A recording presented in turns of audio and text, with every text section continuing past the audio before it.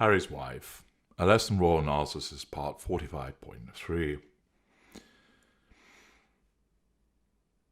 It's sometimes the case that people think that the narcissist is targeted against one particular individual. That's not the case. Our need for the assertion of control applies to everybody that we deal with. We don't necessarily need fuel from everybody that we deal with, but of course we will invariably take that because it is our lifeblood. We also don't necessarily take character traits or residual benefits from everybody, but again, where there's an opportunity to do so, we will. So when it comes to the prime aims, there are, as you know, 4 of them, and in certain instances, we will take the prime aims, all 4 of them, from one particular individual, and that is the person that becomes the intimate partner primary source. In other instances, however, we don't need to take that from everybody, but we must have control through one of the 3 assertions of control over everybody that comes up on our radar. And that's either directly, indirectly, or through withdrawal. So accordingly, somebody in the position that Harry's wife finds herself in will of course see other members of the royal family receiving reportage, broadcasts, admiration, comment, etc. And when it's not about the narcissist, that affects the narcissist's sense of innate control.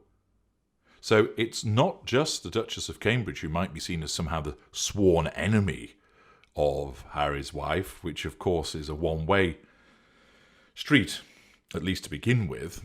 I'm sure the Duchess of Cambridge privately has more than a few choice words to say about Harry's wife. And indeed, the Duchess of Cambridge has been portrayed as Satan by the army of shuggers that supports Harry's wife. But it isn't just the Duchess of Cambridge, of course, that comes in from the firing line, when it comes to the issue of upstaging and overshadowing.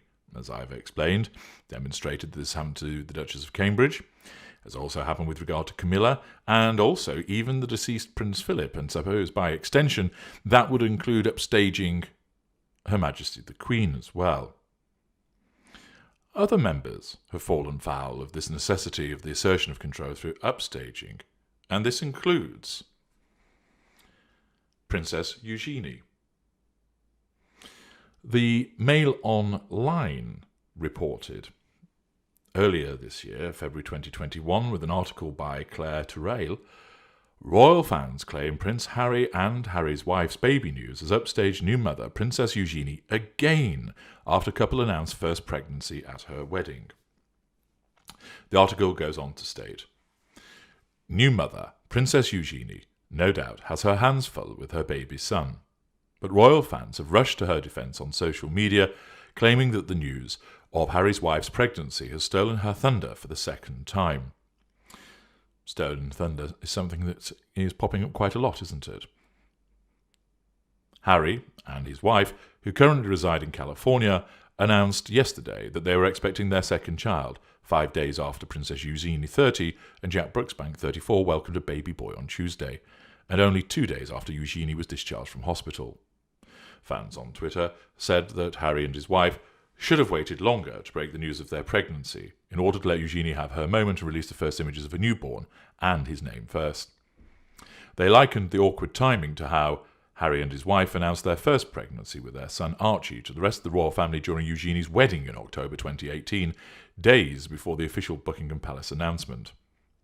It did not go down particularly well with Eugenie, who, a source said, told friends she felt the couple should have waited to share the news.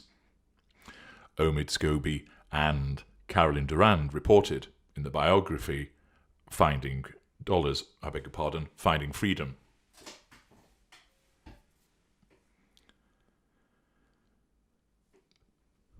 Harry and his wife told close family members the news at the nuptials because it was the last time they saw senior royals before jetting off to Australia for the start of their royal tour. Just 4 days later, on the eve of their arrival in Sydney, Harry's wife and Harry announced that they were expecting. At the time, Harry's wife was just 12 weeks pregnant, but the couple chose to announce early rather than have to than to have the entire tour overshadowed by pregnancy rumours which were already swirling. And of course, having rumours would threaten a narcissist's sense of control. And therefore, this provides us with a useful example exhibiting two ways in which control is asserted.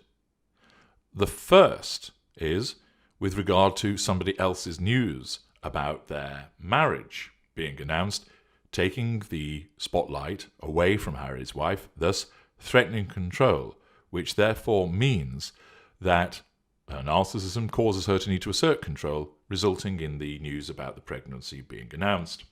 Furthermore, the fact that rumours were swirling can threaten a narcissist's sense of control also, and therefore, in order again to assert control, the announcement is made to put paid to those rumours.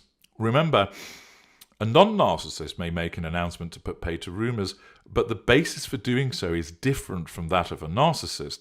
The narcissist's motivation is the assertion of control, the gathering of fuel, and of course, where that occurs in relation to an unaware narcissist, they are not conscious of the reasons why they are taking those steps. An aware narcissist knows full well that they are upstaging and taking those steps and quashing the rumours for the purposes of the assertion of control and potentially the drawing of fuel. The Daily Mail article continues. The incident was also branded a huge social gaffe by Dylan Howard and Andy Tillett in their explosive book Royals at War, which was published in June 2020. Eugenie, who tied the knot with Jack on October the 12th, 2018, was reportedly furious with her cousin after he and his wife announced to family and friends present at the wedding that they were expecting their first child. Harry's wife put her foot in it when she decided that it would be the ideal moment to announce that she and Harry were expecting their first child, the pair wrote. This was a huge social gaffe. Even if you were not a royal, stealing the limelight from Eugenie, who was furious, as was her mother Sarah, the authors claim. The announcement left Prince Harry, who is currently living in LA with his wife and son, feeling embarrassed. And again, making such an announcement, which is the necessity of asserting control, demonstrates a lack of emotional empathy for how other people feel about this in being upstaged in this manner, a lack of accountability for the behaviour, operating with a sense of entitlement and poor boundary recognition. The article continues.